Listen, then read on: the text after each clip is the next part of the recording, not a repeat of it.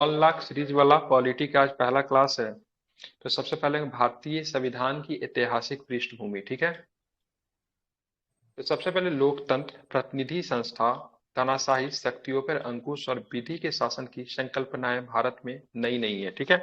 मतलब कह रहा है लोकतंत्र या फिर प्रतिनिधि संस्थान या फिर तानाशाही शक्तियों पर अंकुश और विधि के शासन की संकल्पनाएं की बात करेंगे तो भारत में नया नहीं है, ठीक है। प्राचीन भारत में भी अनेक भागों में गणतंत्र शासन प्रणाली, प्रतिनिधि विचारक मंडल और स्थानीय स्वशासी संस्थाएं विद्यमान थी।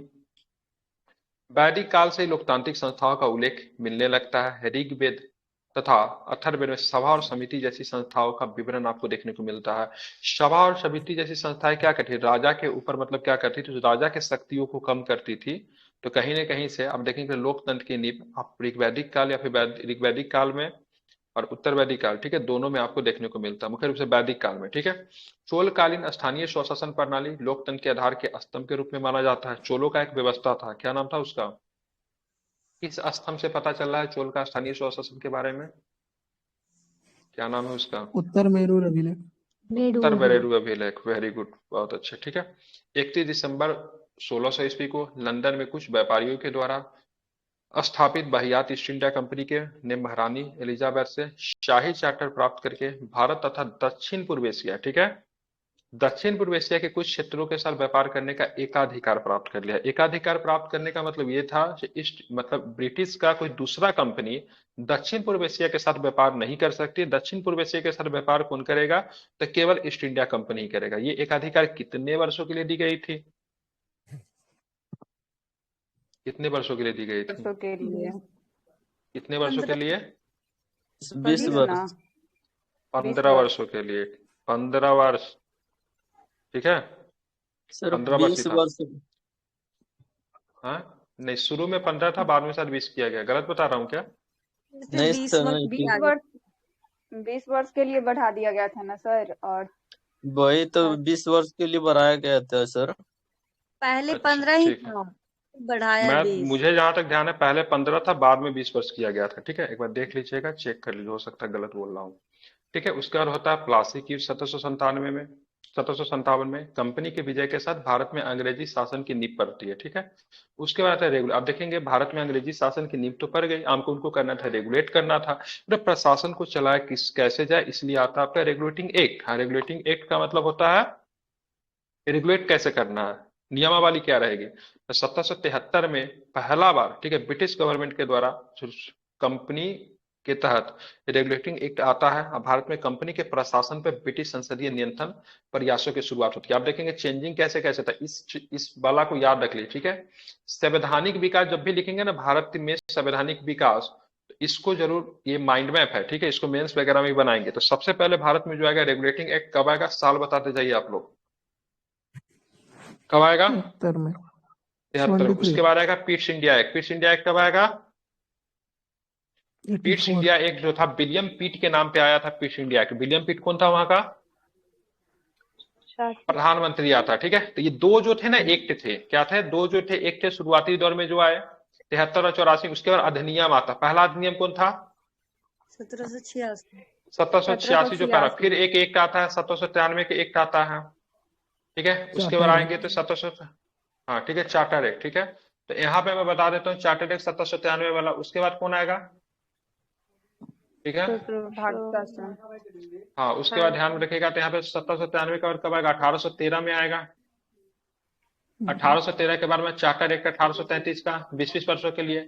फिर 53 में, उस हिसाब से 73 में आना चाहिए, सॉरी 53 में। तो देखिए बीच में ये लोग क्या करते हैं, कांड कर देते हैं, क्या होता है, सिपाही विद्रोह हो जाता है, ठीक है। उसके बाद आता है भारत शासन अधिनियम 1858। उसके बाद आएगा भारत परिषद अधिनियम 1861। उसके बाद आएगा भारत परिषद अधिनियम 1892। उसके बाद आएगा भारत परिषद अधिनियम 1909, जिसको मार्लियामेंटो सुधार के नाम से भी जानते हैं, ठीक है। उसके बाद आएगा भारत शासन अधिनियम 1919, जिसको मांटेगू चेम्सफोर्ड सुधार के नाम से भी जानते हैं, ठीक है। उसके बाद आएगा भारतीय स्वतंत्रता अधिनियम, जिसको 1947 के नाम से जानते हैं, भारतीय स्वतंत्रता अधिनियम, ध्यान में रखेंगे, ठीक, बीच में छूट गया, सॉरी। भारत शासन अधिनियम के बाद सबसे अंतिम बार जो आता है, जो सबसे विस्तृत होता है, सबसे व्यापक होता है, उसको भारतीय शासन अधिनियम 1935 के नाम से जानते हैं, और अंतिम स्वरूप में आपको आएगा भारत स्वतंत्रता अधिनियम 1947। ठीक है, हालांकि इसके प्रावधानों को चेंज करने के संविधान सभा को पावर भी दिया गया था। आप चाहे तो इसको प्रावधान को चेंज कर दे, आप चाहे तो इसको हूबहू अपना ले, या फिर चाहे ना अपनाए, या फिर इसको बदल दे। ठीक है, ध्यान रखिए, इसमें भारतीय संविधान सभा जो थी स्वतंत्र थी इनके प्रावधानों को बदलने के लिए, अपनाने के लिए, ना अपनाने के लिए। ठीक है, ध्यान में रखेंगे इसको। ठीक है, आप चलते आगे। अब हम लोग रेगुलेटिंग एक्ट से जितने भी प्रश्न बनते हैं सारे प्रश्न को हम लोग क्या करेंगे, उठा लेंगे। ठीक है, तो पहला प्रश्न जो आएगा सभी लोग बोलेंगे, कहानी नहीं सुनेंगे क्योंकि कहानी की क्लास नहीं है, इसलिए सभी लोग जवाब देंगे। ठीक है, भारत में एक सुनिश्चित शासन प्रणाली को आरंभ करने वाला पहला अधिनियम कौन था? Regulating regulating act. ठीक है, 1773। ठीक है, तो आया तो 73 में, लेकिन इसको लागू कब किया गया? 1774 बंगाल प्रेसिडेंसी के प्रशासन हेतु एक गवर्नर जनरल की नियुक्ति किस अधिनियम में की गई? 1773 रेगुलेटिंग एक्ट के तहत। बिल्कुल ठीक है। उस समय 1873 के रेगुलेटिंग एक्ट के अंतर्गत किन अन्य प्रेसिडेंसियों में बंगाल प्रेसिडेंसी के तहत अधीन कर दिया गया? मद्रास और बम्बई। बंगाल वाले जो थे किसी के साथ संधि कर लेते थे, महाराष्ट्र बम्बई वाले आक्रमण कर देते थे, मद्रास वाला उसे दोस्ती कर लेते थे, इसलिए किसी में समायोजन नहीं बैठ पाता था। ठीक है, हो गया, आवाज नहीं आ रही। ठीक है, तो समायोजन बैठाने के लिए, ठीक है, बंगाल प्रेसिडेंसी के अंतर्गत मद्रास तथा बंबई प्रेसिडेंसी के गवर्नर को अधीन कर दिया गया। मतलब अगर बंगाल प्रेसिडेंसी का कोई गवर्नर कोई डिसीजन लेता है तो मद्रास तथा बंबई प्रेसिडेंसी के द्वारा क्या होगा, मान्य होगा। ठीक है, किस अधिनियम के द्वारा बंगाल के गवर्नर को किस अधिनियम के द्वारा बंगाल के गवर्नर को बंगाल का गवर्नर जनरल बना दिया गया? Regulating act 1773। Regulating act 1773। Regulating act 1773 के द्वारा गठित गवर्नर जनरल की परिषद में सदस्यों की संख्या कितनी थी? ये एग्जाम में आता है, पूछा हुआ है। कितनी थी? 4 थी। बहुत अच्छे। बंगाल का प्रथम गवर्नर जनरल किसे बनाया गया, क्या बताएंगे? वारेन हेस्टिंग्स को। ठीक है, ध्यान रखेंगे, वारेन हेस्टिंग्स को। ठीक है, तो वारेन हेस्टिंग ऐसा गवर्नर जनरल था जो कंपनी के अधीन भी रहेगा और बंगाल के अधीन भी रहेगा। ठीक है, ध्यान रखेंगे। कब तक रहेगा? 1784-85 तक ही गवर्नर जनरल रहता है। ठीक है, अब आ गया तो वह अधिनियम जिसके अंतर्गत भारत में सर्वोच्च न्यायालय, ठीक है, उच्चतम न्यायालय नहीं, ठीक है, सॉरी, संघीय न्यायालय की बात नहीं हो रही है, ठीक है, सर्वोच्च न्यायालय का स्थापना किया गया। कौन सा एक्ट था? 1773 का रेगुलेटिंग। बिल्कुल ठीक है, रेगुलेटिंग एक्ट 1773 के सर्वप्रथम कहाँ एक सर्वोच्च न्यायालय की स्थापना की गई?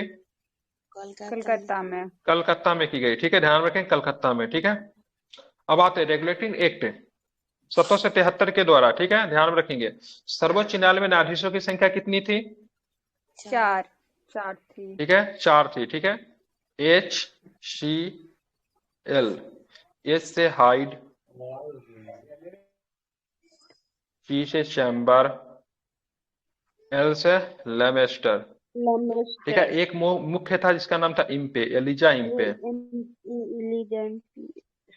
इसकी नहीं बनती थी, किनसे नहीं बनती थी? हेस्टिंग से इसकी नहीं बनती थी। ठीक है, एक मुख्य न्यायाधीश के अलावा 3 अन्य न्यायाधीश से नाम लिख दिया। ठीक है, रेगुलेटिंग एक्ट 1773 के द्वारा स्थापित सर्वोच्च न्यायालय के आधिकारिक क्षेत्र में शामिल विषय क्या थे?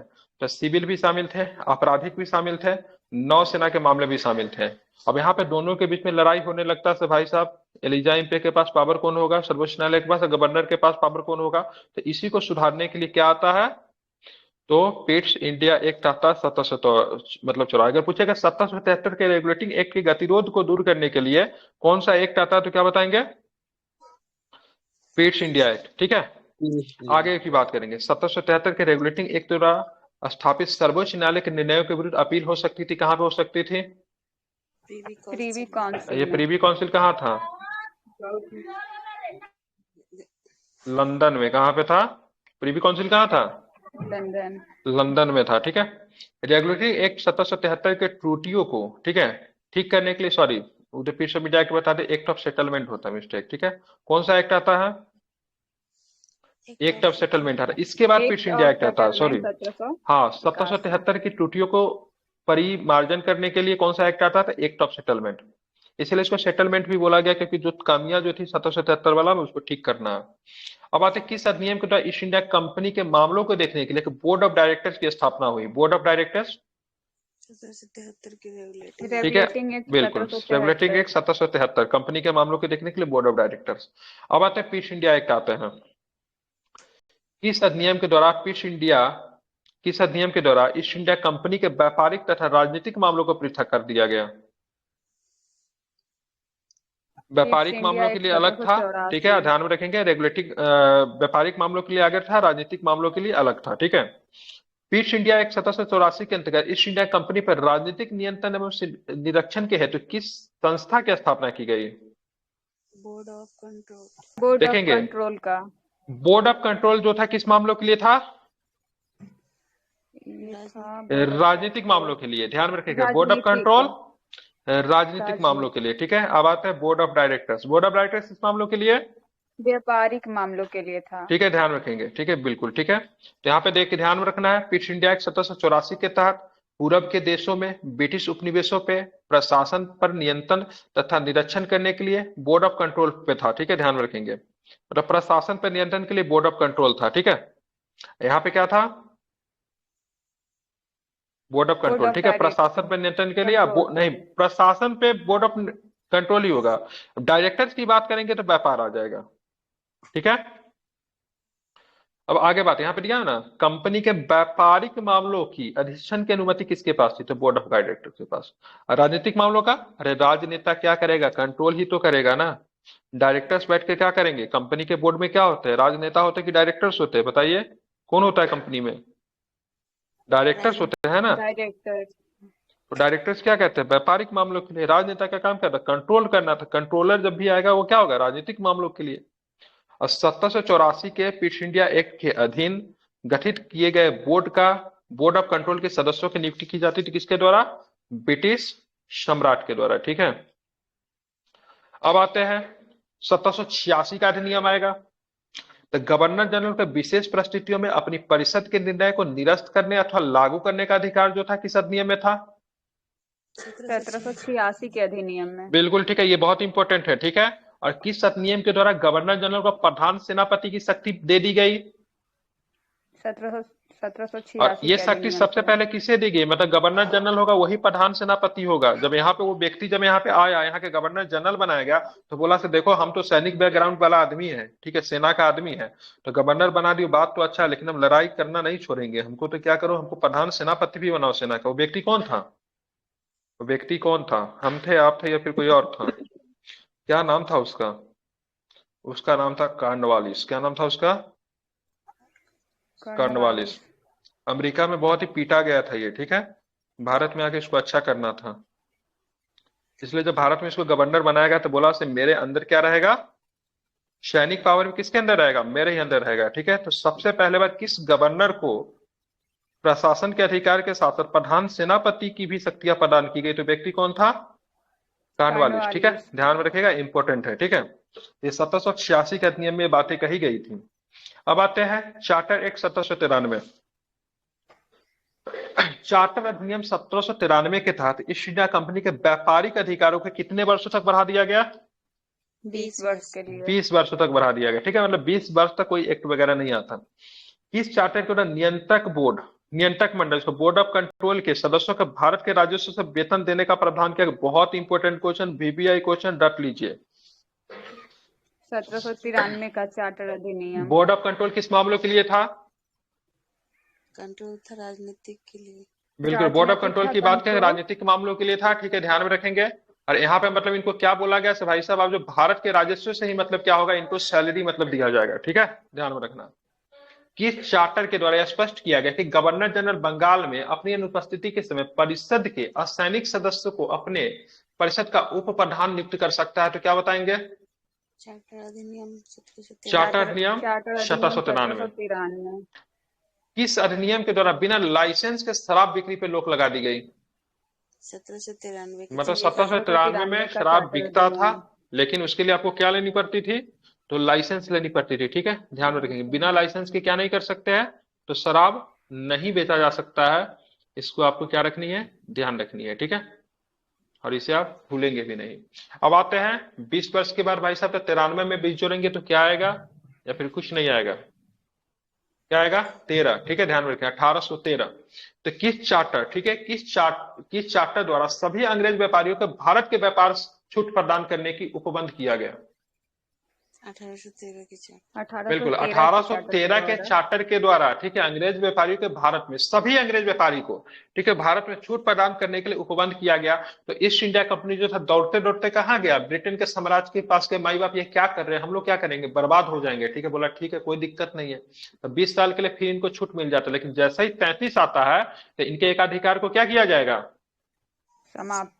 समाप्त कर दिया जाएगा। लेकिन 13 के एक्ट में ही था से भाई साहब, अब जो है से ईस्ट इंडिया कंपनी का एकाधिकार नहीं रहेगा। लेकिन ये लोग क्या किया, मतलब वहां का जो मतलब नेता वगैरह था उसको पैसा उसा पहुंचा दिया ईस्ट इंडिया कंपनी, तो थोड़ा सा ठीक है दया किया जाए। तो 1813 के एक्ट में तो बातें तो लिखी गई थी लेकिन समाप्त नहीं किया गया। लेकिन कब समाप्त किया जाता है? 33 के एक्ट में इनके एकाधिकार को समाप्त किया जाता है, लेकिन पूर्ण रूप से जाके, ठीक है, कब जाके समाप्त होगा पूर्ण रूप से? चाय और चीन को छोड़ के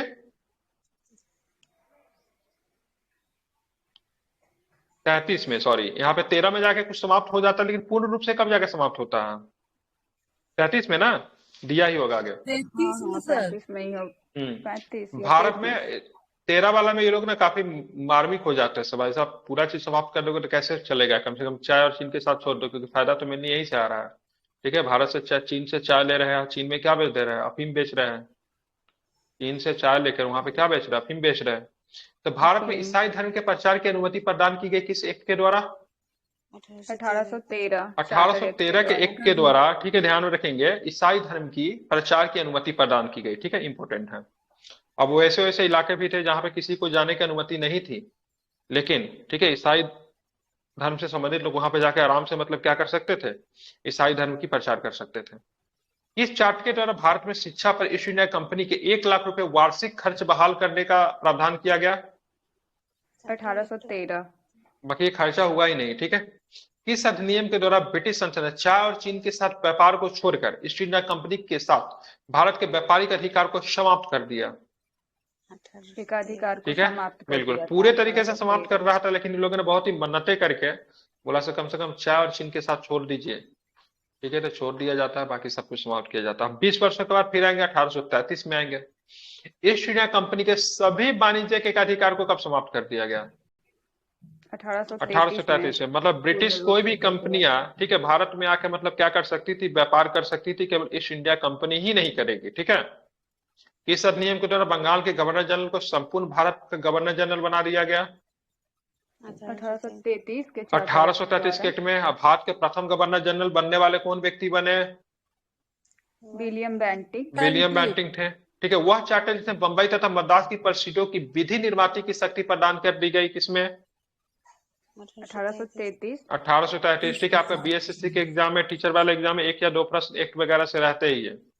चार्टर एक्ट 1833 के धारा में यह उपबंध किया गया, किसी भी भारतीय के मात्र धर्म, जन्म, वंश तथा वर्ण के आधार पे सरकारी सेवा से अयोग्य नहीं माना जाएगा। धारा 87। ठीक है, धारा 87। ठीक है, मतलब कंपनी के अधीन कोई भी व्यक्ति कार्य कर सकता था, इस आधार पर किसी के इसके लिए अयोग्य नहीं माना जाएगा। ठीक है, कि चार्टर एक्ट सर धारा को इंग्लिश में क्या बोलेंगे? धारा को क्या बोलते हैं उसको? ये कौन सा एक्ट ही बोलेंगे ना, आर्टिकल या एक्ट बोलेंगे। एक्ट तो हो जाएगा वो ना, एक्ट नहीं बोलते। धारा को कुछ और भी बोलते हैं क्या? तो अच्छा सर कंटिन्यू कीजिए, बाद में देखिए। नहीं, इतना बकवास प्रश्न पूछी क्यों? अब बोलते धारा का अनुच्छेद बोलते हैं उसको। ठीक है, नहीं अनुच्छेद तो आर्टिकल्स को बोलते हैं, सॉरी। अनुच्छेद आर्टिकल करंट होगा ना धारा सर, पता नहीं धारा क्या है। पानी वाला धारा होता है। ठीक है, ठीक है सर, मिस्टेक। नहीं पता है, क्या पता क्या बोलते हैं। इतना बकवास क्वेश्चन पूछते क्या कीजिएगा जान के? सेक्शन बोलते हैं सर। सेक्शन क्या बोलते हैं? सेक्शन इंग्लिश हो गया। इंग्लिश ही पूछ रही है ना। पूछे तो इंग्लिश ही है, सेक्शन ही तो है। बेवजह बकवास प्रश्न थे, चार पांच क्वेश्चन अभी हो गया रहता। इस चार्टर एक्ट के द्वारा सुनिश्चित किया गया कि भारतीय क्षेत्रों का प्रशासन अब ब्रिटिश सम्राट के नाम से किया जाएगा। किसमें किया गया? 1833। ठीक है, 1833 में, ठीक है। और ये लागू हो जाएगा कब, ध्यान में रखिए, कब, 1858 वाला एक्ट में, ठीक है। अच्छा किस चार्टर एक्ट के द्वारा भारत में दास प्रथा को गैर कानूनी मतलब साबित कर दिया गया? 1833। इसमें कौन से धारा का 1833 प्रयोग किया गया दास प्रथा को गैर कानूनी करने के लिए? धारा 37। कितना था? धारा 5, धारा अच्छा 5 धारा है, 5। 5। 5, धारा 5। 5 शायद इसमें है, 8 शायद उसमें है, बच्चा लोग को बलि देते थे उसमें 8 है, और 13 जो है सो शायद सती प्रथा में है, एक बार देख लीजिएगा, ठीक है, मुझे यही याद आ रहा है, ठीक है, 5, 8, 13 17 में है ना? प्रथा कितने, हाँ 17 में है, सॉरी 17 17 में। 17 जी सही बोल। और ये दास प्रथा वाला 5 में है क्या, चेक कीजिए तो। 5 ही होगा ना। आप देखेंगे आगे, ठीक है। गवर्नर जनरल की परिषद में एक विधि विशेषज्ञ है जो कि चौथा सदस्य के रूप में कब शामिल किया गया? 1833 में। और वो जो पहला व्यक्ति जो बना विधि विशेषज्ञ बना गवर्नर जनरल के परिषद में, वो कौन था? मैकाले था, ठीक है। कौन था ये? मैकाले था। अब आते 53 में, फिर मतलब बना था ना सर? हाँ 34 में बना था, ठीक है, ठीक है। अब चलेंगे आगे, चार्टर एक्ट फिर 20 वर्षों के बाद आएगा, 53 में आएगा, ठीक है। तो पहली बार किस एक्ट के द्वारा गवर्नर जनरल के विधायी एवं प्रशासनिक कार्यों का विभाजन कर दिया गया? 1853। 1853 में, बहुत सुंदर। किस एक्ट के द्वारा विधि निर्माण की भारतीय केंद्रीय विधान परिषद की स्थापना की गई? 1853 के एक्ट में था, ठीक है। किस राजलेख में बंगाल के प्रशासनिक कार्य हेतु एक नए लेफ्टिनेंट गवर्नर की नियुक्ति का प्रावधान किया गया? ये भी 1853 के एक्ट था, ठीक है। आप चलेंगे 1853 के चार्टर एक्ट के द्वारा सिविल सेवाओं के लिए प्रतियोगी परीक्षाओं का शुभारंभ हुआ तथा इसे भारतीयों के लिए खोल दिया गया। इसी संदर्भ में 1854 में एक समिति स्थापना हुई, समिति को क्या बोलते हैं? मैकाले समिति। मतलब आप चाहेंगे तो मतलब भारतीय भी मतलब सिविल सेवा का परीक्षा में मतलब क्या हो सकता था, शामिल हो सकता था, ठीक है। भारतीय विधान परिषद में पहली बार क्षेत्रीय प्रतिनिधित्व का सिद्धांत कब प्रारंभ हुआ? 1853। ठीक है, तो 1853 के चार्टर के अनुसार स्थापित विधान परिषद में, ठीक है।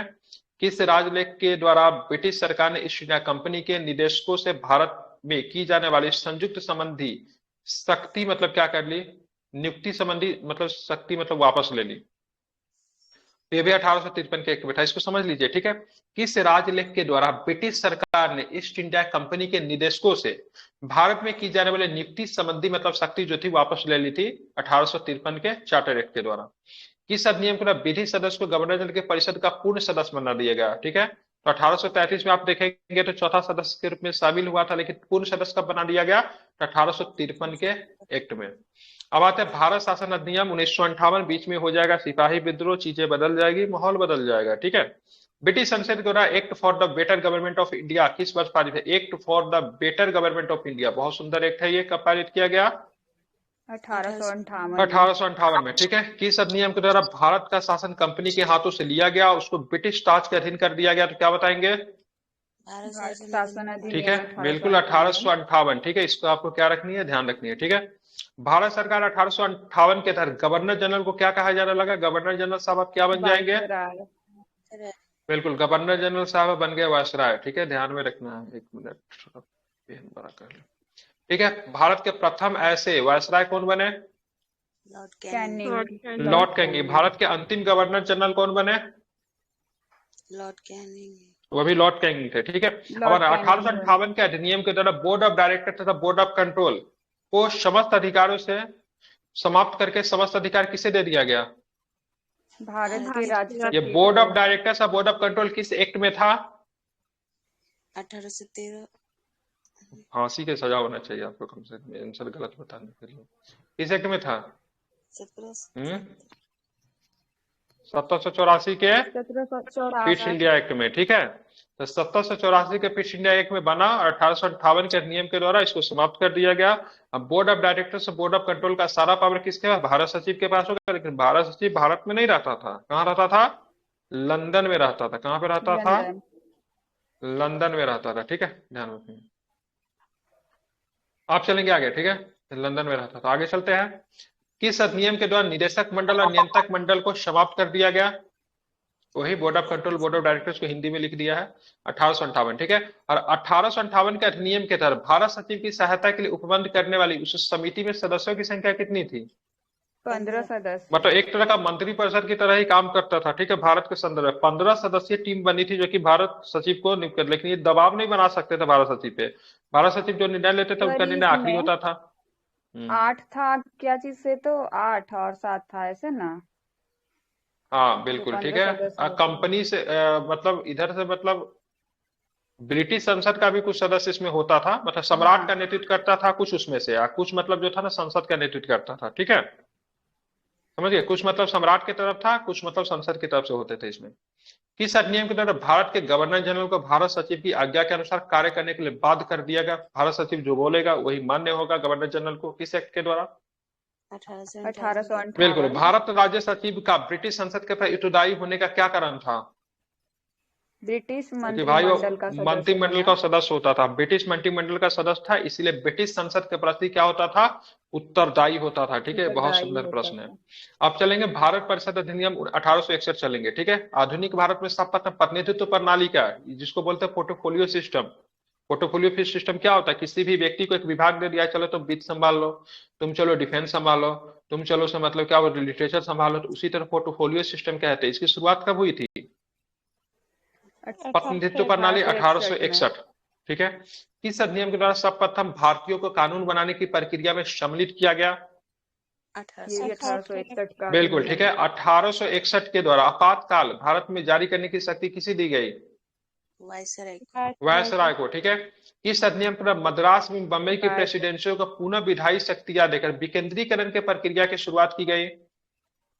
भारत परिषद अधिनियम 1861, ठीक है। किस अधिनियम में विधि निर्माण के क्षेत्र में शक्ति विभाजन के सिद्धांत की कल्पना की गई? 1861, ठीक है। 1861 के भारतीय परिषद कानून के द्वारा वायसराय की परिषद में कानून बनाने की शक्ति प्रदान की गई, जिसके तहत लॉर्ड कैनिंग ने शुरुआत की। कौन सी प्रणाली की? विभागीय प्रणाली के, पोर्टफोलियो सिस्टम जिसको कहते हैं। अब आगे चलेंगे, कहाँ चलेंगे? इधर चलेंगे, ठीक है। 1861 में भारतीय परिषद नियम के द्वारा वायसराय की कार्यकारी परिषद में विधि निर्माण हेतु सम्मिलित किए जाने वाले, ठीक है, कितने अतिरिक्त सदस्यों की संख्या का उपबंध किया गया? न्यूनतम 6, अधिकतम कितने थे? 12 थे। बिल्कुल ठीक है। भारतीय परिषद अधिनियम 1861 के द्वारा वायसराय की कार्यकारी परिषद में सम्मिलित किए जाने वाले अतिरिक्त सदस्यों की कार्यकाल कितना था? 2 वर्ष का था, ठीक है। आप देखेंगे, ठीक है, भारतीय परिषद अधिनियम 1861 के तहत अंतर्गत प्रांतों में स्थापित की गई विधान परिषद कहाँ कहाँ पे था? तो सबसे पहले बंगाल में 1862 में किया गया, उत्तरी पश्चिमी सीमा प्रांत नॉर्थ वेस्ट फ्रंटियर, ठीक है, ध्यान रखें 1866 में, अब पंजाब में 1897 में, तीनों याद रहेगा, ठीक है। बंगाल में कब किया गया? 1862 में, उत्तरी पश्चिमी सीमा प्रांत में 1866 में, पंजाब में कब किया गया? 1897 में, ठीक है। वायसराय की कार्यकारी परिषद में विधि सदस्य के रूप में किसे शामिल किया गया? वायसराय की कार्यकारी परिषद विधि सदस्य को किस रूप में शामिल किया गया? वहाँ यहाँ पे 5वां सदस्य के रूप में, ठीक है। और मैकाले साहब जो थे 4थे सदस्य के रूप में, बहुत पहले।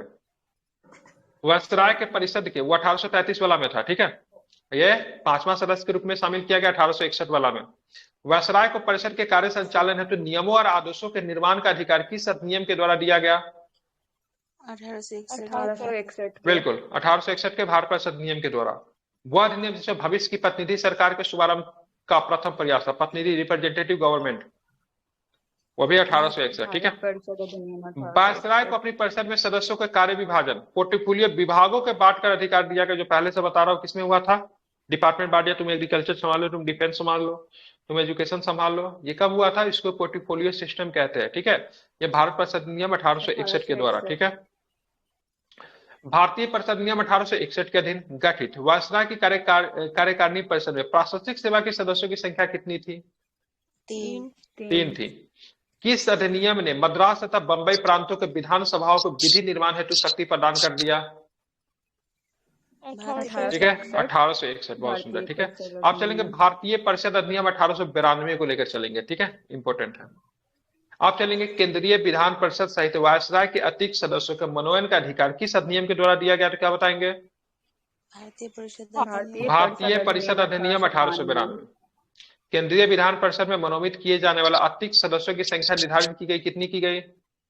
न्यूनतम 10 और अधिकतम 16। बिल्कुल, न्यूनतम 10 और अधिकतम 16, ठीक है। बंबई तथा मद्रास की परिषदों में गवर्नर द्वारा नियुक्त किए जाने वाले, ठीक है, अतिरिक्त सदस्यों की संख्या निर्धारित की गई, कितनी? न्यूनतम न्यूनतम 8 8 और न्यूनतम अधिकतम 8 और अधिकतम 20।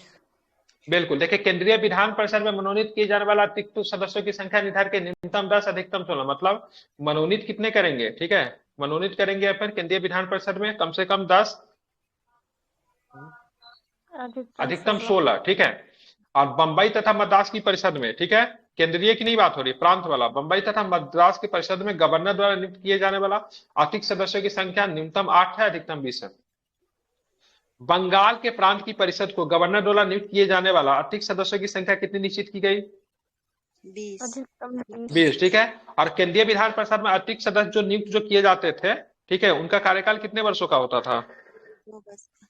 ठीक है, 2 वर्ष मात्र का। 2 वर्ष का होता था, ठीक है, ध्यान में रखेंगे। अब आगे है आगे, केंद्रीय विधान परिषद में अतिरिक्त सदस्यों के निर्वाचन हेतु कौन सी नीति अपनाई जाती थी? परोक्ष निर्वाचन परोक्ष रीति। निर्वाचन नीति, ठीक है, ध्यान में रखेंगे, ठीक है। किस अधिनियम के द्वारा केंद्रीय तथा प्रांतीय दोनों विधान परिषद के सदस्यों को बजट पे बहस करने एवं प्रश्न पूछने का अधिकार दिया गया? 1892। ठीक है, बिल्कुल, ठीक है, प्रश्न भी पूछ सकते थे, पहले केवल बहस कर सकते थे, प्रश्न नहीं पूछ सकते, लेकिन 61 वाला में, ठीक है, लेकिन इसमें बहस भी कर सकते थे और प्रश्न भी पूछ सकते थे। 1892 के अधिनियम के अंतर्गत नवीन विधि निर्माण के तहत प्रांतीय व्यवस्थापिका सभाओं के लिए अनिवार्य क्या था? Governor general. हाँ, गवर्नर जनरल की पूर्व स्वीकृति होनी चाहिए थी। आपातकाल या विशेष आवश्यकता की स्थिति में, ठीक है, आपातकाल या विशेष आवश्यकता की स्थिति में, ठीक है, गवर्नर जनरल को व्यवस्थापिका सभा की मदद से प्रांतों के लिए विधि निर्माण का अधिकार देने वाला अधिनियम कौन था? 1892 भारत परिषद अधिनियम, ठीक है। 1892 के अधिनियम के अधीन प्रांतीय परिषद के अतिरिक्त सदस्यों का चुनाव किया जाता था, किससे? विश्वविद्यालयों से, नगर पालिका से, जिला परिषद से, व्यापार संघ से, जमींदार आदि के सिफारिशों पर भी किया जाता था। 1892 के अधिनियम के तहत केंद्रीय परिषद में गैर सरकारी सदस्यों का निर्वाचन किस आधार पर होता था? प्रांतीय परिषदों के गैर सरकारी सदस्यों के सिफारिश पे होता था, ठीक है। 1892 के अधिनियम के अधीन, ठीक है, गठित होने वाली व्यवस्थापिका सभाओं केंद्रीय तथा प्रांतीय के सदस्य किस प्रकार का प्रश्न पूछ नहीं सकते थे? पूरक प्रश्न तथा पूर्ण तर्कपूर्ण प्रश्न ये नहीं पूछ सकते थे, ठीक है, ध्यान में रखेंगे। अब चलेंगे 1892 के अधिनियम के द्वारा स्थापित व्यवस्थापिका सभाओं की वास्तविक स्थिति थी, कैसी थी? परामर्शदात्री परिषदों जैसी थी, ठीक है, ध्यान में रखेंगे। अब आते हैं 1892 के अधिनियम में आलोचना करने वाले नरम दलीय नेताओं के नेतृत्वकर्ता कौन थे? जो कि इन्होंने मतलब उसकी वो की थी, आलोचना की थी, बिल्कुल, ठीक है, जीके गोखले, ठीक है, गोपाल कृष्ण गोखले, ठीक है। आप चलते आगे, ठीक है। 1892 के अधिनियम द्वारा दिए गए सुधारों का पूर्ण लाभ उठाने की सलाह देने वाले, ठीक है, भारतीय राष्ट्रीय कांग्रेस के नेता कौन थे? सुरेंद्र नाथ बनर्जी, ठीक है, ध्यान में रखेंगे। अब चलेंगे 1892 का अधिनियम के तहत गठित होने वाली केंद्रीय परिषद के सदस्य बनने वाले प्रमुख भारतीय नेता कौन थे? तो यहाँ पे ध्यान में रखेंगे, बन गए थे कौन? गोपाल कृष्ण गोखले, ठीक है, रास बिहारी बोस तथा सुरेंद्र नाथ बनर्जी, ठीक है, ध्यान में रखेंगे। सभी के सारे मतलब 1892 के अधिनियम के अधीन गठित होने वाले केंद्रीय परिषद के सदस्य बनने वाले लोग थे, ठीक है, ध्यान में रखेंगे, ठीक है। अब आता है भारत परिषद अधिनियम आ जाता है 1909, जिसको हम लोग किस नाम से जानते हैं? तो मार्ले मिंटो सुधार के नाम से भी जानते हैं, आप लोग जानते हैं, ठीक है। अब आता है 1909 के भारत परिषद अधिनियम के अन्य किस नाम से जाना जाता है? तो मार्ले मिंटो सुधार के नाम से जाना जाता है। भारत परिषद अधिनियम 1909 किस वर्ष लागू हुआ था, क्या बताएंगे? एक वर्ष के बाद 1910 में, ठीक है। 1909 के अधिनियम द्वारा वायसराय की केंद्रीय परिषद में सदस्यों की संख्या अधिकतम बढ़ाकर कितनी कर दी गई? 60। और 1909 के अधिनियम के द्वारा वायसराय की परिषद में कुल सदस्यों की संख्या कितनी की गई थी? वायसराय तो 69 सर। हाँ, ठीक है, ध्यान देखिए मैं बता रहा हूँ, ठीक है। 1909 के अधिनियम के द्वारा वायसराय की केंद्रीय परिषद में अतिरिक्त सदस्यों की संख्या बढ़ाकर अतिरिक्त सदस्य 60 था। 1909 के अधिनियम द्वारा वायसराय की परिषद में कुल सदस्य की संख्या मतलब कितनी कर दी गई थी?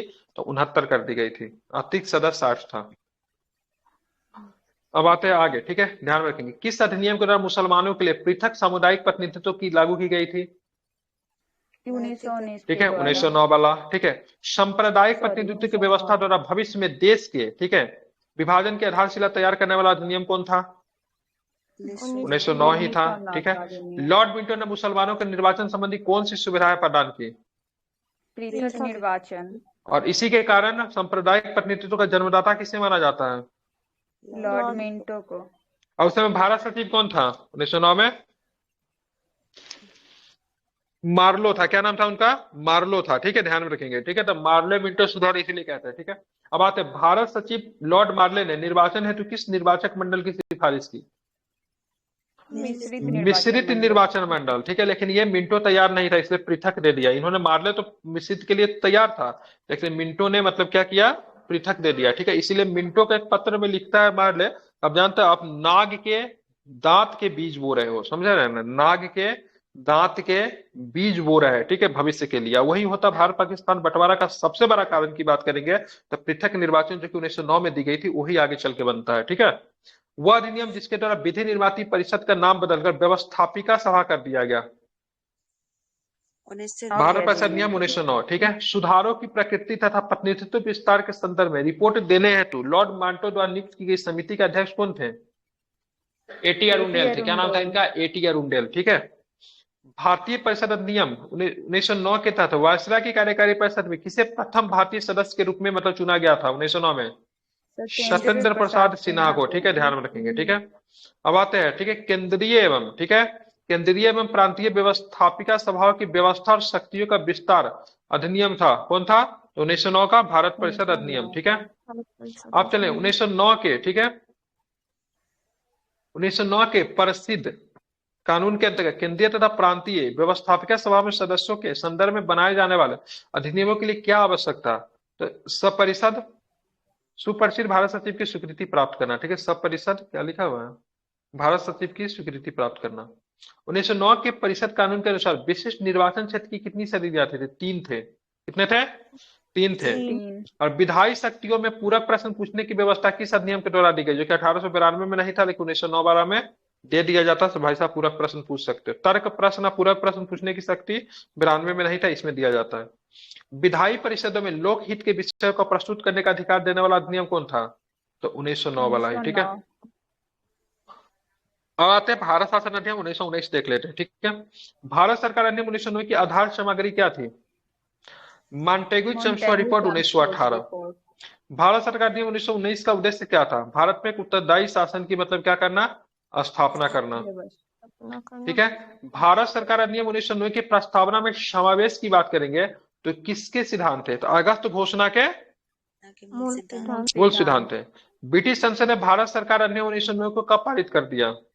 तो दिसंबर 1909 में पारित कर दिया। ठीक है, भारत सरकार अधिनियम 1919 लागू कब हुआ? इंपोर्टेंट तारीख है, 1921 को लागू होता है। कब लागू होता है? 3 जनवरी 1921 को। 3 जनवरी 1921 को लागू हुआ। ठीक है, ध्यान में रखेंगे। भारत सरकार अधिनियम 1919 ने प्रांतों में उत्तरदायी सरकार की स्थापना के लिए किस प्रणाली अपनाया था? तो प्रांतों में द्वैध शासन कब आया? 1919 में आया। प्रांतों में द्वैध शासन समाप्त कब कर दिया गया? तो 1935 में समाप्त कर दिया जाता है। ठीक है, 1935 में समाप्त। हाँ बिल्कुल। 1919 के अधिनियम के अंतर्गत प्रांतीय कार्यकारी परिषद की शक्तियों के विभाजन कितने भागों में किया गया? 2 भागों में किया गया था। एक रिजर्व थे जिसको आरक्षित कहते हैं, दूसरा जो था ट्रांसफरेबल था जिसको बोलते हैं हस्तांतरित विषय बोलते हैं। हस्तांतरित विषयों पे राज्य के गवर्नर किसकी सलाह पे काम करते थे? मंत्रियों तो की सलाह पर। ठीक है, मंत्रियों के सलाह पे। ठीक है, और ये वायसराय जो होते तो अपने पास आरक्षित मामले रखे। ठीक है, आरक्षित विषयों पे राज्य के गवर्नर किसकी सलाह पे काम करते थे? कार्यकारी परिषद के सलाह पे। ठीक है, ध्यान रखें, जो कि गवर्नर वायसराय के अधीन था। पहली बार किस अधिनियम के द्वारा केंद्रीय एवं प्रांतीय विषयों को विभाजन किया गया? तो क्या बताएंगे? भारत सरकार अधिनियम 1919 के द्वारा। ठीक है, 1919 के अधिनियम के तहत प्रांतीय तथा केंद्रीय सरकार के बीच शक्ति का विभाजन किया गया न्याय गमन नियमों के अनुसार। ठीक है, भारतीय संविधान में सरकार को एकात्मक से संघात्मक में परिवर्तन करने हेतु पृष्ठभूमि तैयार करने वाला, ठीक है, कानून कौन सा है? तो ध्यान में रखेंगे, जो कि एकात्मक से संघात्मक की ओर जाता है, तो भारत शासन अधिनियम 1919। ठीक है, 1919 के अधिनियम के अधीन केंद्रीय तथा प्रांतीय सरकारों के मध्य विवाद की स्थिति में मान्य मत किसका होता था? तो केंद्र सरकार का होता था। ठीक है, 1919 के अधिनियम का झुकाव किस तरफ था? तो संघात्मक सरकार की ओर था। ठीक है, ध्यान में रखेंगे, संघात्मक सरकार की तरफ 1919 के अधिनियम का झुकाव था। फिर सुनिए, भारत सरकार अधिनियम 1919 के अनुसार प्रांतीय स्तर पर विषयों में भ्रम की स्थिति में किसका स्पष्टीकरण मत पे निर्णय अंतिम होता था? कौन देते थे ये? गवर्नर। गवर्नर। ठीक है, ध्यान रखना। भारत में गवर्नर के अधीन कितने प्रांतों में द्वैत शासन प्रणाली शुरू की गई? इंपॉर्टेंट है, ध्यान रखिएगा। कितने 9 प्रांतों में द्वैत प्रांतों शासन में। प्रणाली? 9 में।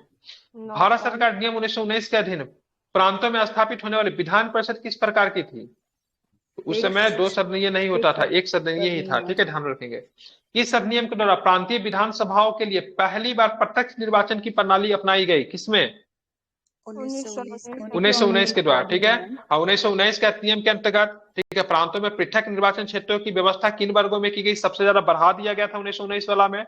1909 में तो केवल मुसलमान को दिया गया, लेकिन 1919 में सिख को भी दे दिया, भारतीय ईसाई को दे दिया, यूरोपियन के दे दिया, और साथ में आंग्ल भारतीयों को भी दे दिया गया। और सबसे अधिक पृथक निर्वाचन का विस्तार की बात करेंगे तो 1909 वाला में ही किया गया था। अब चलेंगे 1909 के अधिनियम के द्वारा प्रांतीय विधान परिषदों में दलित वर्ग, श्रमिक आदि को प्रतिनिधित्व देने के लिए व्यवस्था किया गया। ठीक है, किसके द्वारा? तो मनोनयन के द्वारा। ठीक है, अब आगे आते हैं। ठीक है, भारत सरकार अधिनियम 1919 में प्रांतीय विधानसभा के निर्वाचन के हेतु, ठीक है, मतदान की शर्तें किस प्रकार निर्धारित की गई थी? अलग तो अलग अलग प्रांतों के लिए अलग अलग था, बिल्कुल। प्रांतीय विधान मंडलों को, ठीक है, प्रांतीय विषयों पर विधि बनाने का अधिकार किस अधिनियम के द्वारा दिया गया? तो क्या बताएंगे? 1919 के द्वारा। ठीक है, किस अधिनियम के द्वारा प्रतिवर्ष विधानमंडल के समक्ष बजट प्रस्तुत करना अनिवार्य किया जाना था? 1919 के द्वारा। ठीक है, भारत सरकार नियम 1919 के द्वारा प्रांतीय विधानसभा का कार्यकाल कितना वर्ष था? 3 वर्ष। 3 वर्ष था। ठीक है, ध्यान रखिए, इंपॉर्टेंट है, 6 वर्ष मत कीजिएगा, 3 वर्ष ही था। 1919 के अधिनियम के अंतर्गत प्रांतीय विधानसभा का सत्र बुलाने के, स्थगित करने तो भंग करने की शक्ति किसके पास थी? गवर्नर के पास। गवर्नर के पास। ठीक है, किस प्रांत में द्वैत शासन प्रणाली ने संतोषजनक ढंग से कार्य किया था? कहां पे किया था? पंजाब में। पंजाब में। ठीक है, मंत्री गवर्नर के प्रसाद परंत पद पर रह सकेगा, यह व्यवस्था किस अधिनियम के द्वारा की गई थी? 1919 के। भारत सरकार अधिनियम 1919 के अंतर्गत गवर्नर का अध्यादेश जारी करने हेतु वांछित सत्र क्या थी? भाई साहब, वायसराय की अनुमति लेनी पड़ती थी। ठीक है, किस अधिनियम द्वारा केंद्र में प्रथम बार द्विसदनीय विधानसभा स्थापित की गई थी? क्या बताएंगे? 1919 के अधिनियम के द्वारा। ठीक है, वह अधिनियम जिसके द्वारा प्रथम राज्यसभा स्थापित की गई? भारत सरकार अधिनियम 1919 के द्वारा। 1919 के अधिनियम द्वारा स्थापित राज्यसभा का काल कितना था? 5 वर्ष। कितना वर्ष था? ध्यान रखेंगे, 5 वर्ष था। ठीक है, 1919 के अधिनियम के अनुसार विधानसभा में कौन सा प्रस्ताव प्रस्तुत किया अनिवार्य था? कर वृद्धि विषयक सभी प्रस्ताव। मुख्यतः आर्थिक बिल था, जो कि कर वृद्धि विषयक सभी प्रस्ताव, मुख्यतः आर्थिक बिल। ठीक है, 1919 के अधिनियम के द्वारा भारत सचिव की परिषद की संख्या पुनर्निर्धारित कितनी की गई? न्यूनतम 8 था, अधिकतम 15 था, लेकिन शुरू में कितना था? 1858 वाला 15 होते थे। कितने होते थे? 15। 1919 के अधिनियम के द्वारा गवर्नर जनरल के कार्यकारी भारतीय सदस्यों की संख्या पुनर्निर्धारित की गई, 3 की कर दी गई। ठीक है, पहले 2 था, अब कितना कर दिया गया? 3 कर दिया गया। ठीक है, अब आते हैं इधर। हाँ, 1919 के अधिनियम के अनुसार किस विषय पर भारतीय परिषद का मत अति आवश्यक था? क्या बताएंगे? आय व्यय तथा, ठीक है, अखिल भारतीय सेवा संबंधी नियम पे। ठीक है, ऑल इंडिया सर्विस। ठीक है, अब आते हैं किस अधिनियम के द्वारा लंदन में भारत के उच्चायुक्त हाई कमीशन के कार्यकाल का सृजन किया गया? पहले क्या था? अब यहाँ पे हाई कमीशन बन जाएगा। ठीक है, उच्चायुक्त। ठीक है, 1919 के भारत सरकार अधिनियम में भी था। ठीक है, ध्यान रखेंगे, पहले भारत सचिव होता था ना 1858 वाला में, लेकिन अब जाके यहाँ पे 1919 के अधिनियम के द्वारा यहाँ पे हाई कमीशन, उच्चायुक्त बना दिया गया। किस अधिनियम, मतलब सब कुछ वही था, केवल नाम बदल दिया गया। किस अधिनियम के द्वारा प्रावधान किया केंद्रीय बजट एवं प्रांतीय बजट अलग अलग पेश होंगे? भारत सरकार अधिनियम 1919। बिल्कुल, भारत सरकार अधिनियम 1919 के द्वारा। ठीक है, किस अधिनियम के द्वारा पहली बार एक लोकसभा आयोग की स्थापना की गई? भारत सरकार अधिनियम 1919। बिल्कुल, ठीक है, बनता आगे में है, लेकिन इसी एक्ट में बात, अधिनियम में बात की गई थी। ठीक है, देखिए, भारत सरकार अधिनियम 1919 के अधीन केंद्रीय सरकार में निहित विषय कौन थे? नाविक था, सेना था, बाह्य संबंध था, ठीक है, इंटरनल एक्सटर्नल अफेयर जिसको बोलते हैं, भारतीय राजाओं से संबंध, रेलवे था, डाक तथा तार था, मुद्रा था, ऋण आय के साधन था, फौजदारी था, दीवानी कानून, अखिल भारतीय सेवाएं, किसमें था? इस सबके सब 1919 वाला में था। लगभग अभी भी केंद्र सरकार के पास ये विषय है। ठीक है, भारत सरकार ने 1919 के अधीन प्रांतीय सरकार के पास कौन कौन से विषय दिए गए थे? स्थानीय स्वशासन अभी भी है, शिक्षा अभी भी है, हालांकि शिक्षा संवर्ती में आता है ना, स्वास्थ्य अभी भी सेंटर के, सॉरी, राज्य के पास है, कृषि अभी भी उनके पास है, उद्योग अभी भी उनके पास है, बिक्री कर अभी भी उनके पास है, सहकारी समिति, भूमि कर, प्रशासन, सिंचाई, न्याय व्यवस्था, न्याय व्यवस्था और पुलिस तथा कारागृह सब्जेक्ट जो थे किसके पास, स्टेट को दिए गए थे। ठीक है, 1919 के अधिनियम का किन लोगों द्वारा स्वागत किया गया? ठीक है, तो कांग्रेस के मध्यम मार्गियों के द्वारा, ठीक है, स्वागत किया गया था। ठीक है, मूडीमैन समिति किस लिए गठित की गई थी? बताइए, मूडीमैन 1919 के अधिनियम को जांच बिल्कुल ठीक है, 1919 के। ठीक है, बाद में एक और भी आएगा, साइमन कमीशन भी आएगा। ठीक है, ध्यान में रखेंगे। भारत का गवर्नर जनरल भारत का गवर्नर जनरल राज भी करता है और शासन भी, यह कथन किससे संबंधित है? तो 1919 के अधिनियम के द्वारा गवर्नर जनरल को दिए गए विशेषाधिकार के संदर्भ में ये बातें कही जाती है। तो भारत का जो गवर्नर जनरल है क्या करता है? वो राज भी करता है और मतलब क्या करता है? शासन भी करता है। ठीक है, किसने कहा था 1919 का अधिनियम भारतीयों के लिए बेरियों का नया जाल है? इंपॉर्टेंट है, ध्यान में रखेंगे। सुभाष चंद्र बोस ने कहा था। ठीक है, किसका कथन है कि चेम्सफोर्ड सुधार भारत के आर्थिक शोषण तथा उसे प्रतंत्र बनाए रखने की प्रक्रिया के ही अंग थे? किसने कहा था ये? मांटेग्यू चेम्सफोर्ड सुधार कहा जाता है ना इसको। बिल्कुल। अब चलेंगे भारत शासन अधिनियम 1935 को लेकर चलेंगे। ठीक है, जवाहरलाल नेहरू भी लगे हैं सर कि ये जो है जो 1919 का अधिनियम है ये मतलब बिना इंजन का और इसमें बहुत सारा ब्रेक वाला अधिनियम है। 1935 के संदर्भ में बोले थे ना, इंजन तो है लेकिन ब्रेक नहीं है, ऐसा बोले थे। 1935 के संदर्भ में 35 वाला में बिना ब्रेक का। अब आएगा वो क्वेश्चन। ठीक है, अब चलेंगे भारत शासन अधिनियम 1935 में चलेंगे। ठीक है, भारत में उत्तरदायित्वपूर्ण शासन की स्थापना के संदर्भ में अंतिम महत्वपूर्ण अधिनियम कौन था? सबसे बड़ा भी ये था 1935। ब्रिटिश संसद ने भारत शासन अधिनियम 1935 कब पारित किया गया? अगस्त 1935 में। ठीक है, बिल्कुल। अब चलेंगे भारत शासन अधिनियम 1935 की प्रमुख विशेषताएं क्या थी? तो भारत में संघात्मक सरकार की स्थापना हो गई, प्रांतों में स्वायत्त की स्थापना हुई, मेरा प्रांतों में द्वैध शासन को समाप्त कर दिया गया और केंद्र में द्वैध शासन लगा दिया गया। ठीक है, प्रांतों में 1919 में द्वैध शासन लगा था, 1935 में समाप्त हो जाएगा। केंद्र में द्वैध शासन 1935 वाला अधिनियम में लगेगा। ठीक है, ध्यान में रखिएगा। अब आगे चलेंगे, क्या मिलेगा? ठीक है, भारत शासन अधिनियम 1935 के अंतर्गत अपशिष्ट शक्तियां किसके पास दी गई? गवर्नर जनरल के पास।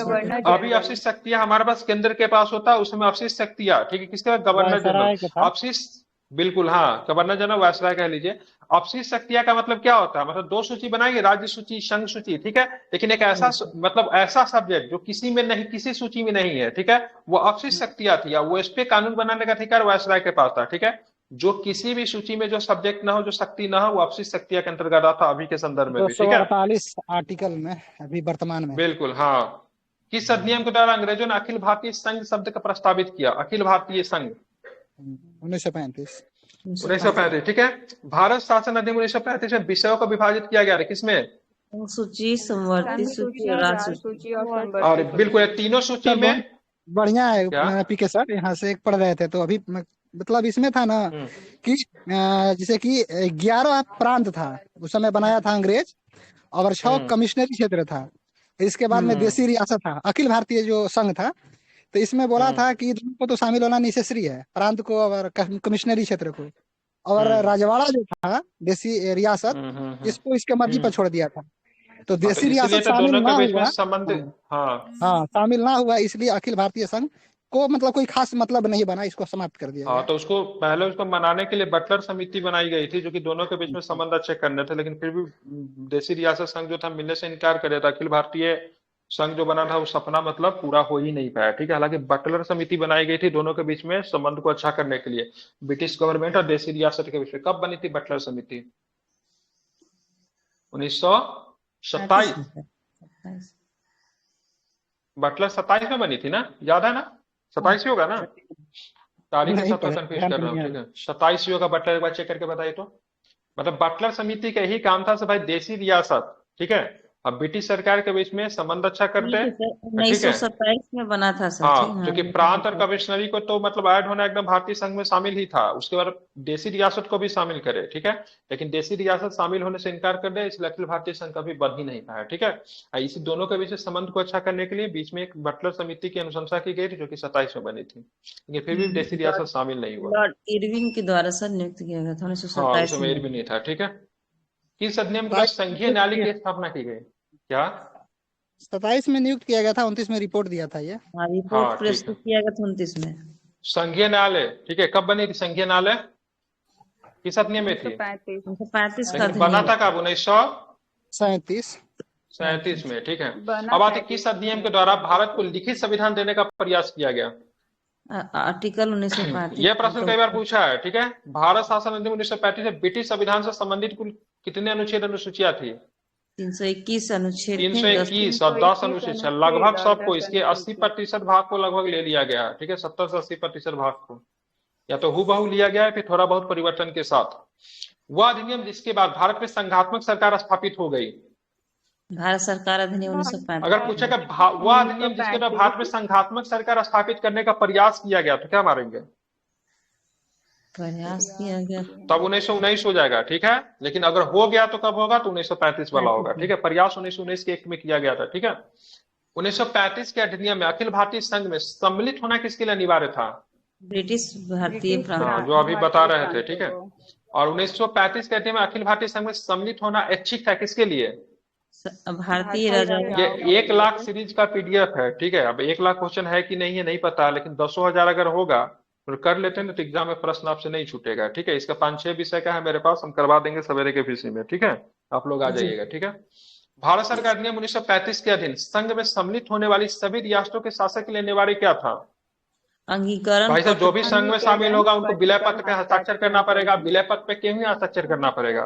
तो विलय पत्र पे वही हस्ताक्षर करने बात होगी, मतलब खुद से, मतलब वैसा साइन करना, सबको जेल के अंदर रहना पसंद है, ठीक है। तो इसीलिए देशी रियासतों ने शामिल होने से मतलब क्या किया? इनकार कर दिया।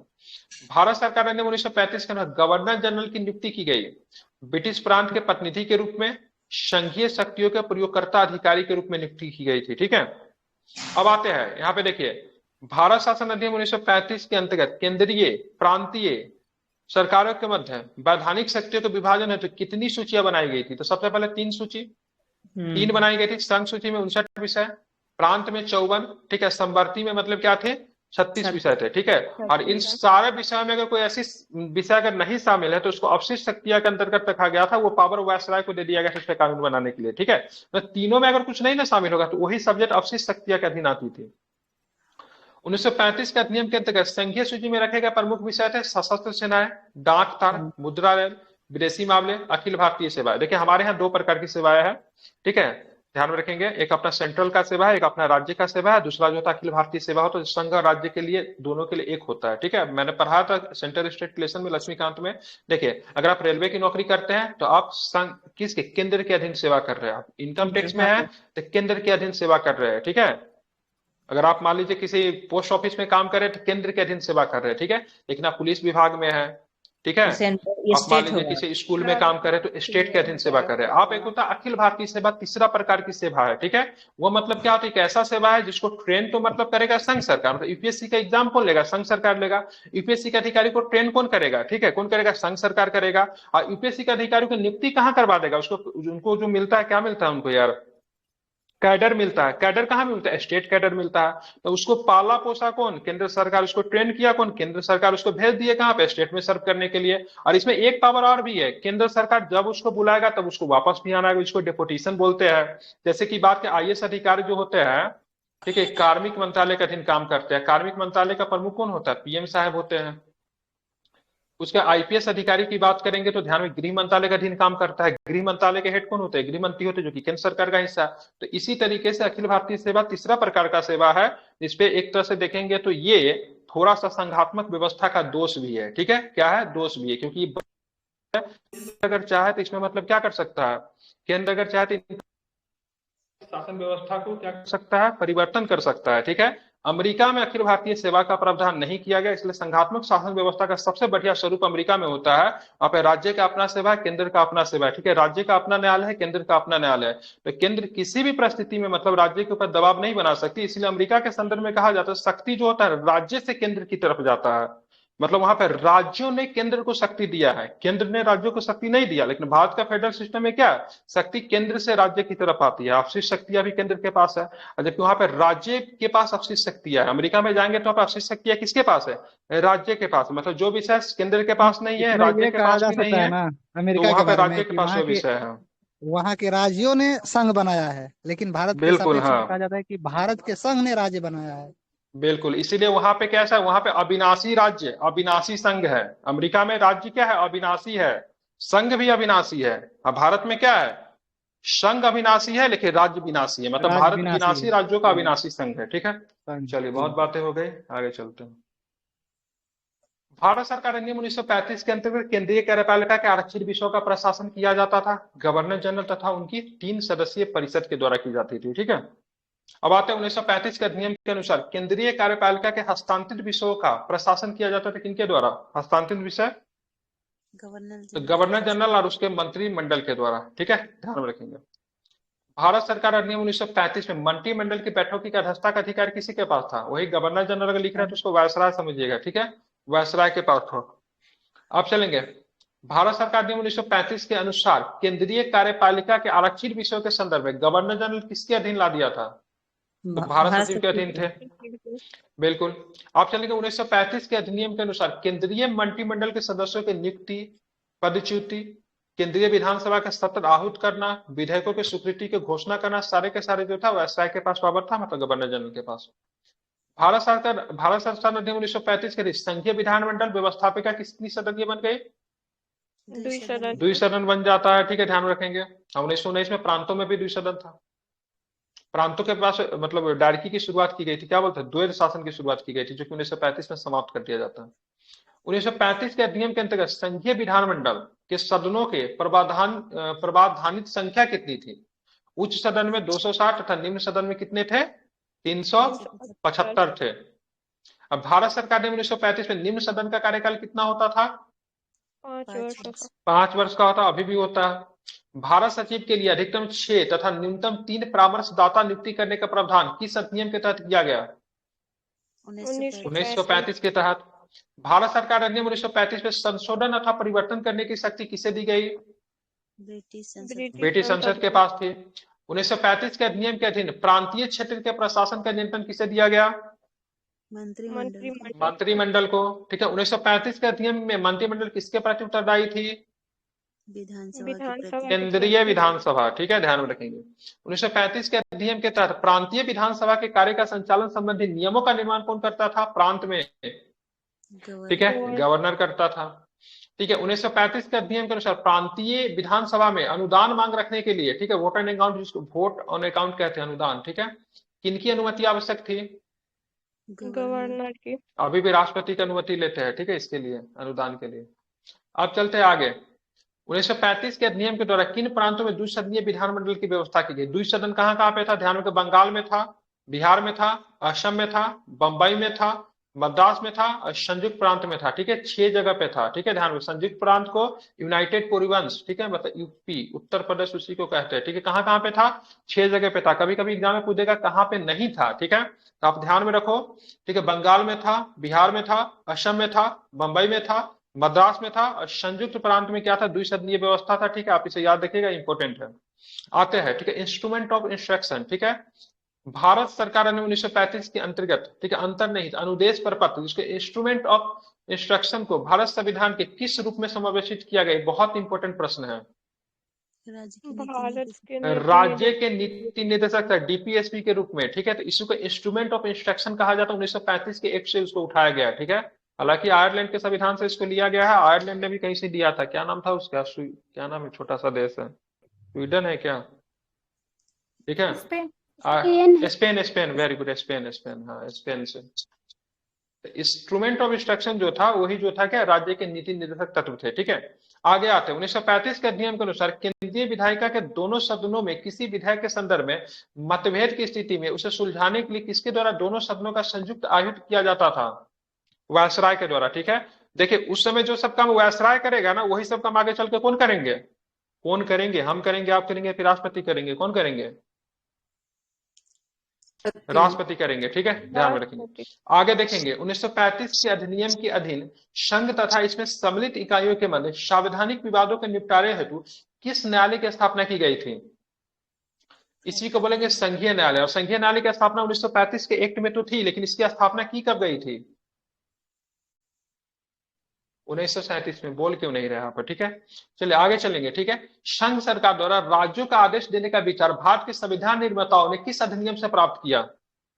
1935। राज्य का आदेश देना, ठीक है, संघ का कर्तव्य होगा, ठीक है। संघ राज्यों का आदेश दे सकता है और राज्य का कर्तव्य हो सकता संघ का अनुदेश मांगे, किस आर्टिकल्स में है। अगर नहीं मांगेगा तो वहां पे स्टेट मतलब सेंट्रल एक्शन ले सकता है, इमरजेंसी जैसा, मतलब वहां पे एक तरह से देखिए राष्ट्रपति शासन भी लग सकता है, किस आर्टिकल्स में है।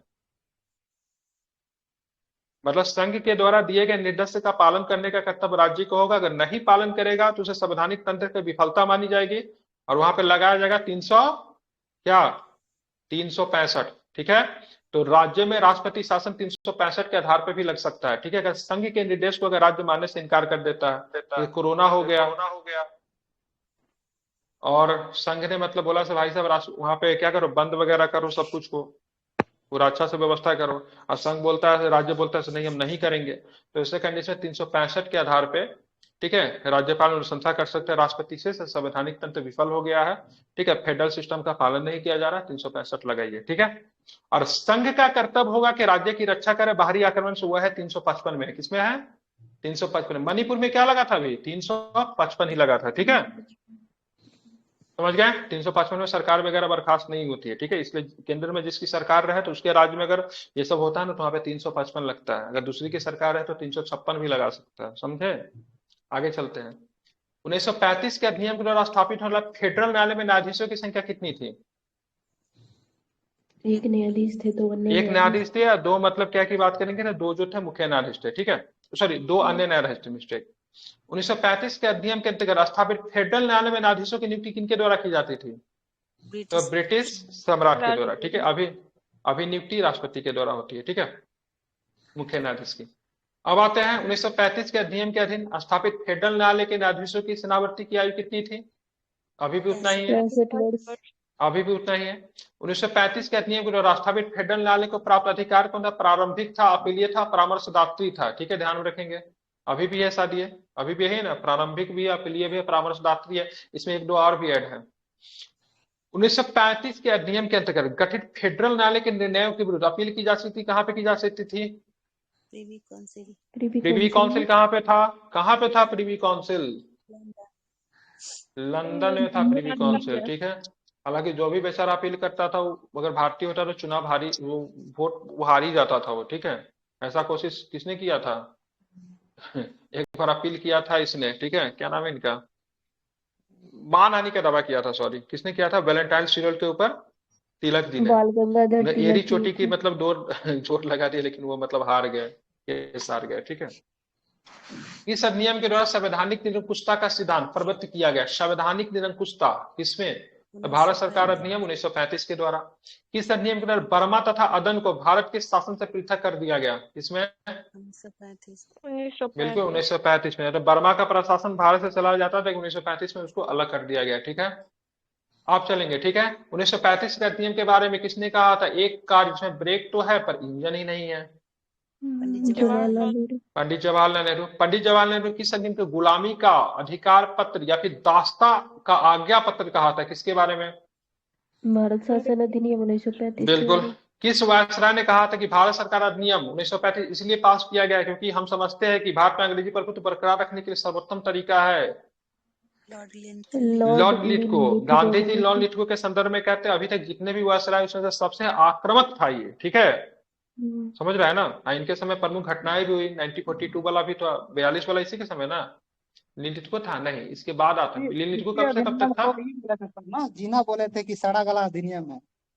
हाँ वो भी बोला था, ठीक है, बहुत लोगों ने कमेंट किया था। भारत छोड़ो आंदोलन लिटको था कि नहीं था? था ना लिटको, बाद में बेबल आता है, हाँ, ठीक है, आई थिंक 44 में शायद बेबल आता है। 1919 का अधिनियम भारतीयों के लिए बेरियो का नया जाल, यह कथन था सुभाष चंद्र बोस का था, ठीक है, ऑलरेडी हम लोग पहले पढ़ चुके हैं। अब आएगा भारत में आएगा क्रिप्स मिशन आएगा, ठीक है, खत्म ही करवा दो, नया चैप्टर जब शुरुआत होगा। बहुत लंबा है क्या? नहीं है लंबा, 2 पेज है, खत्म करवा दे, क्या तैयार है आप लोग? चलिए, क्रिप्स मिशन किस वर्ष भारत आया? 1942 में किस प्रस्ताव के माध्यम से पहली बार स्पष्ट किया गया कि भारत संविधान का निर्माण भारत की निर्वाचित संविधान सभा के द्वारा किया जाएगा? क्रिप्स मिशन के द्वारा। बहुत सुंदर। क्रिप्स मिशन में यह कहा है कि भारत को डोमिनियन स्टेटस प्रदान किया जाएगा। किस मिशन में कहा गया? क्रिप्स मिशन में।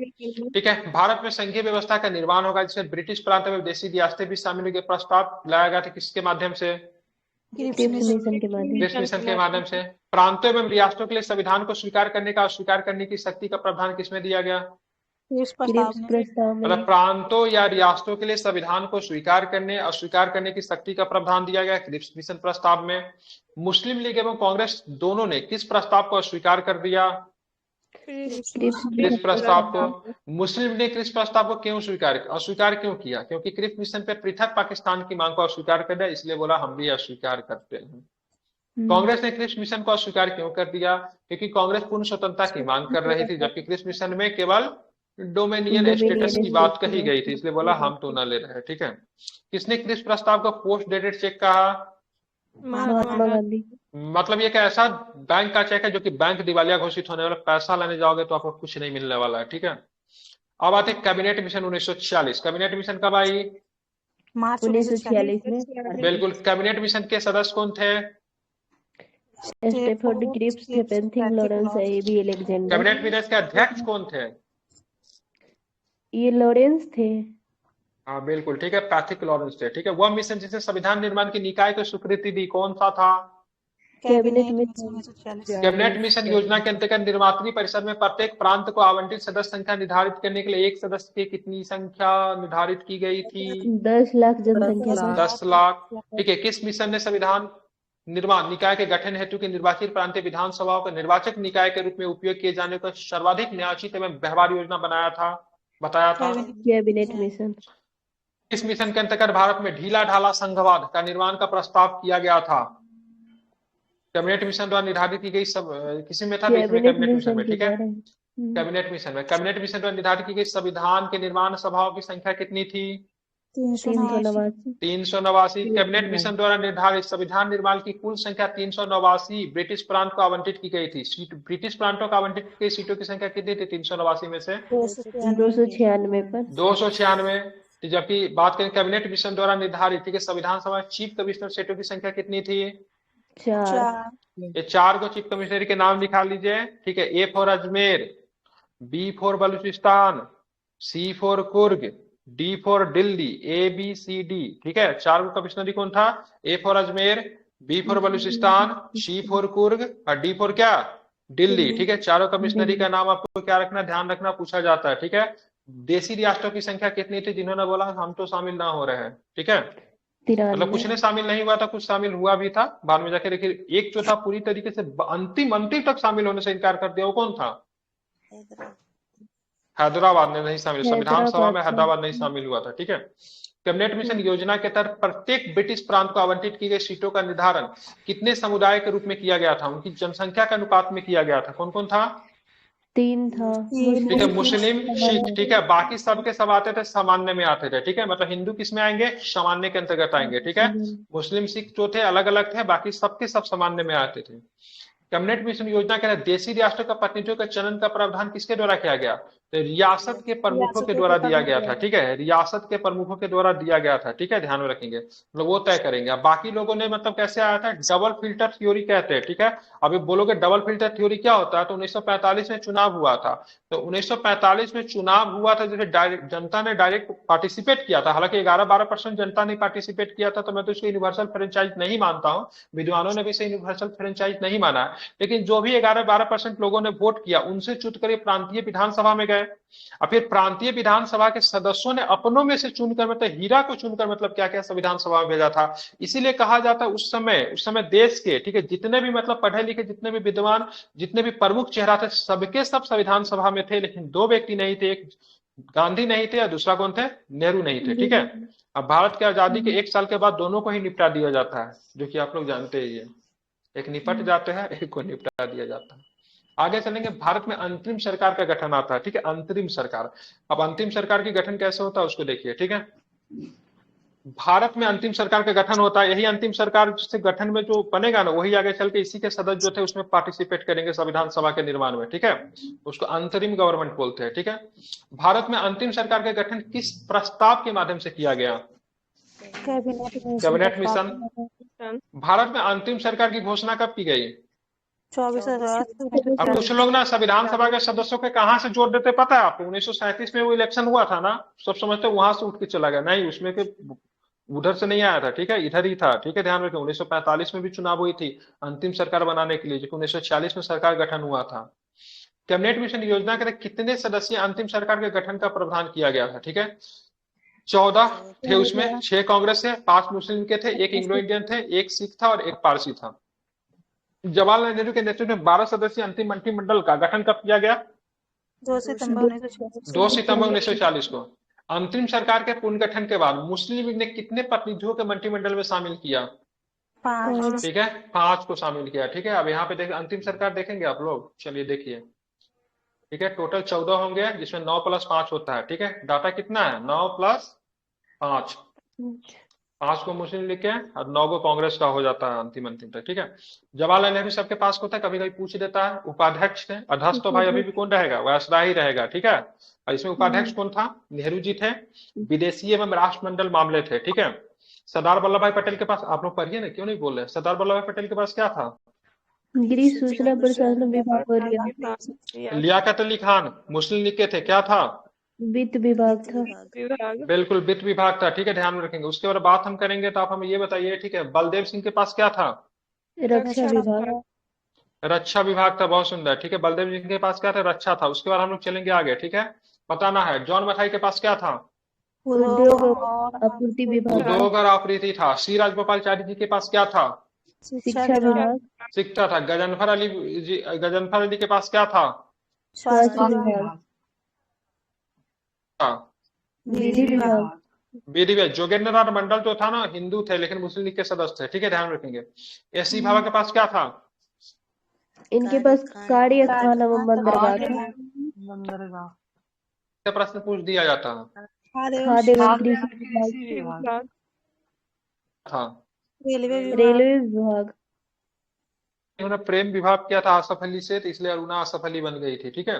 रेलवे था। जगजीवन राम जी के पास क्या था? श्रम विभाग। श्रम था। आई चुंडरीगढ़ के पास क्या था? वाणिज्य विभाग। ठीक है। अब्दुल रब निस्तार के पास क्या था? डाक एवं संचार। 1947 भारतीय स्वतंत्रता विधेयक ब्रिटिश संसद में कब प्रस्तुत किया गया? 4 जुलाई 1947। 4 जुलाई 1947 को, ठीक है। भारतीय स्वतंत्रता विधेयक हाउस ऑफ लॉर्ड्स में किस तिथि को पारित कर दिया गया? 16 जुलाई 1947 को। हाउस ऑफ लॉर्ड्स की बात करेंगे तो ये ब्रिटेन का उच्च सदन होता है। क्या होता है ये? ब्रिटेन का क्या होता है? उच्च सदन होता है, ठीक है, ध्यान में रखेंगे, ठीक है। अगर इन्हीं सारे चीजों को बहुत अच्छा से पढ़ना है तो मैं लक्ष्मीकांत पे बहुत अच्छी चीजों से पढ़ा रहा हूँ। आप लोग पेड ग्रुप को ज्वाइन कर सकते हैं। वैलिडिटी 1.5 वर्षों तक की रहेगी, ठीक है। 70 बीपीएससी के प्रीलिम्स तक रहेंगे, ठीक है। और जो लोग वैसे जिनको बीपीएससी प्रीलिम्स नहीं देना है तो उनको थोड़ा बहुत फी के साथ आगे भी कंक्लूड कर दिया जाएगा, आगे भी क्लास आप ले सकते हैं, ठीक है। लक्ष्मीकांत स्पेक्ट्रम दोनों चल रहा है। भारतीय इंफॉर्मेशन आपको ग्रुप में मिल जाएगा। भारतीय स्वतंत्रता विधेयक हाउस ऑफ लॉर्ड्स में किस तिथि को पारित किया? 16 को। और यहाँ पे बात करेंगे सम्राट की स्वीकृति कब मिल गए? 18 जुलाई को, ठीक है, ध्यान रखेंगे। आप चलेंगे भारतीय स्वतंत्रता अधिनियम प्रभावी कब से होता है? 15 अगस्त 1947। किस अधिनियम के द्वारा समाप्त कर दिया गया? 1947 अधिनियम के द्वारा। किस अधिनियम के द्वारा गवर्नर और गवर्नर जनरल का पद केवल संवैधानिक प्रधान मात्र का रह गया? भारतीय स्वतंत्रता अधिनियम 1947। ठीक है। भारतीय स्वतंत्रता अधिनियम किस योजना पर आधारित थी? माउंटबेटन योजना। माउंटबेटन योजना के ऊपर क्या थी? तो आधारित थी, ठीक है। किस कांग्रेस सदस्य ने माउंटबेटन योजना को अस्वीकार कर दिया था? मौलाना अबुल कलाम आजाद ने। बिल्कुल। भारत विभाजन के समय भारत का वायसराय कौन था? Lord Mountbatten. लॉर्ड माउंटबेटन, ठीक है। अब चलते हैं 1947 का मंत्रिमंडल। प्रधानमंत्री, राष्ट्रमंडल और विदेशी मामलों के प्रधान कौन थे? जवाहरलाल नेहरू। खाद्य एवं कृषि किनके पास था? खाद्य डॉक्टर राजेंद्र प्रसाद के पास। बिट्टू डॉक्टर राजेंद्र प्रसाद। गृह सूचना प्रशासन, गृह सूचना एवं प्रसारण राज्यों के मामले किनके पास थे? सरदार वल्लभ भाई पटेल के पास ही। बिल्कुल ठीक है। बताना, मौलाना अबुल कलाम आजाद जी के पास क्या था? शिक्षा। क्या था? विधि। अच्छा खासा पेज हो गया, जब 11 पेज हो गया, मतलब पूरा एक चैप्टर पूरा समाप्त कर दिया। ठीक है। जॉन मथाई के पास क्या था? रेलवे एवं परिवहन। जगजीवन राम जी के पास क्या था? श्रम। सिंह जी के पास क्या था? रक्षा विभाग। ठीक है। उद्योग एवं आवृत्ति किनके पास था? श्यामा प्रसाद मुखर्जी के पास क्या था? या फिर कुछ नहीं वित्त था? विभाग। एकमात्र महिला राजकुमारी अमृता कौर जी के पास क्या था, जो जीवन भर एक ही मंत्रालय को मिलता रह गया, चेंज ही नहीं हुआ? जब तक मंत्री रहे तब तक अमृत कौर जी के पास स्वास्थ्य ही था। भाभा साहब के साथ पास क्या था? एससी भाभा। वाणिज्य विभाग था। क्या था? संचार था। कार्यस्थान अब एवं आते हैं ऊर्जा। कुछ स्मरणीय तथ्य के ऊपर बात करते हैं। ठीक है। 1600 ईस्वी का राजलेख चार्टर कब प्राप्त किया गया था? 31 दिसंबर डेवलपिंग एक्ट कब आया? 1773। डेवलपिंग एक्ट के खामियों को दूरी करने के लिए क्या आया? ये एक्ट ऑफ 1781 का। सेटलमेंट। ठीक है, 81 वाला। ठीक है। पीस इंडिया एक्ट कब आया? 1784। पीस इंडिया एक्ट में क्या बनाया गया था? बोर्ड ऑफ डायरेक्टर्स व्यापारिक मामलों के लिए, बोर्ड ऑफ कंट्रोल राजनीतिक मामलों के लिए। ठीक है। 1786 का अधिनियम 1786 में आता। प्रथम चार्टर एक्ट 93 में आता। द्वितीय चार्टर एक्ट 13 में आता। तृतीय चार्टर एक्ट आता है 33 में। ये 20-20 वर्षों के लिए बढ़ा दिया गया था। ठीक है, ध्यान में रखेंगे। ठीक है, समझ गए? तो 4 गो चार्टर एक्ट था, ध्यान में इसको रखना है। भारत सरकार अधिनियम पहला कब आया? 1858 में। ठीक है। भारत सरकार अधिनियम प्रथम भारत परिषद अधिनियम कब आता है? 1861 में। किसमें दी गई थी? 1861 या फिर 1892 में? बजट पे बहस करने की शक्ति किस पे दी गई थी? बजट पे बहस करने की शक्ति 92 में। लेकिन 92 में प्रश्न भी पूछ सकते थे। ठीक है, प्रश्न भी पूछ सकते थे। पूरक नहीं, सॉरी गलत बता दिया। 92 में दिया गया था। ठीक है, 92 में दिया गया था। पूरक प्रश्न पूछने की शक्ति 1909 में दिया गया था। ठीक है, प्रश्न पूछ सकते थे। ठीक है। भारत सरकार अधिनियम एंटी करप्शन सुधार कब आया? 19 साइमन कमीशन का गठन कब हुआ? 1927 साइमन कमीशन भारत कब आया? 1928 में। 1930 में। ठीक है, 1930 में। भारत सरकार अधिनियम 1935 में। अगस्त प्रस्ताव 1940 में। क्रिप्स 42 में। बेबल योजना 1945 में, 14 जून 1945 को। शिमला समझौता, ठीक है, ध्यान रखेंगे, 1945 शिमला समझौता में 1945 में शिमला में हुआ। ठीक है, इसमें कांग्रेस की तरफ से नेतृत्व किसने किया था? अबुल कलाम आजाद। ठीक है, अबुल कलाम आजाद कांग्रेस की तरफ से नेतृत्व करता था। शिमला समझौता 1945 में शिमला, वो एक व्यक्ति शिमला में उपस्थित तो था लेकिन वो समझौता में गया नहीं। कौन व्यक्ति थे जो शिमला में थे तो लेकिन गए नहीं? गांधी जी। महात्मा गांधी, बिल्कुल। कैबिनेट मिशन कब आया? 1946 में। माउंट बेटन योजना कब आया? 1947 में। अगर पूछेगा माउंट बेटन योजना को किसने नकार दिया तो ध्यान रखिएगा, तो कलाम साहब ने नकार दिया था। ठीक है। भारतीय स्वतंत्रता अधिनियम कब आया? तो 18 जुलाई 1947 को। 4, 12, 18 याद रखिएगा। 4 जुलाई का प्रस्तुत किया, 12 जुलाई का मतलब सदन से स्वीकृति, 16 सॉरी 16 का मतलब सम्राट से स्वीकृति मिली, 18 का मतलब सॉरी 16 को सदन से स्वीकृति मिली, 18 का मतलब किससे स्वीकृति मिली? सम्राट से स्वीकृति मिली। ठीक है, 4, 16, 18। ठीक है, इसी के साथ पहला चैप्टर का यहीं पे इतिश्री, जो कि 11 पेज का चैप्टर था। कल हम लोग पढ़ेंगे संविधान निर्माण के प्रमुख स्रोत, संविधान निर्माण की प्रक्रिया, समितियां एवं संविधान की विशेषताएं। ठीक है, तो भूले ना आना। ठीक है, 1 लाख संपूर्ण हो जाएगा। अगर 1 लाख इसमें होगा तो ऐसे अगर 6 लाख प्रश्न अगर कर लेंगे ना, तो किसी भी एग्जाम में फेंक के 6 लाख मारिएगा, सारा क्वेश्चन सॉल्व हो जाएगा। ठीक है, इसके 5 या 6 PDF इनके होंगे। ठीक है सर, तो बाकी फिर कल पॉलिटी करवाता के हूँ। बाद ज्योग्राफी स्टार्ट कीजिएगा। अरे आप लोग जो बोलिए उसको हम स्टार्ट कर देंगे। सर वैसे तो अभी 11 बजे है, तो 1 घंटे और ज्योग्राफी का करवा सकते हैं। नहीं करवा सकते क्योंकि मुझे पेड क्लासेस बहुत सारे लेने होते हैं जो कि 6 से 7 घंटे के होते हैं, 8 घंटे के होते हैं। ठीक है, यही दिक्कत ओके। है।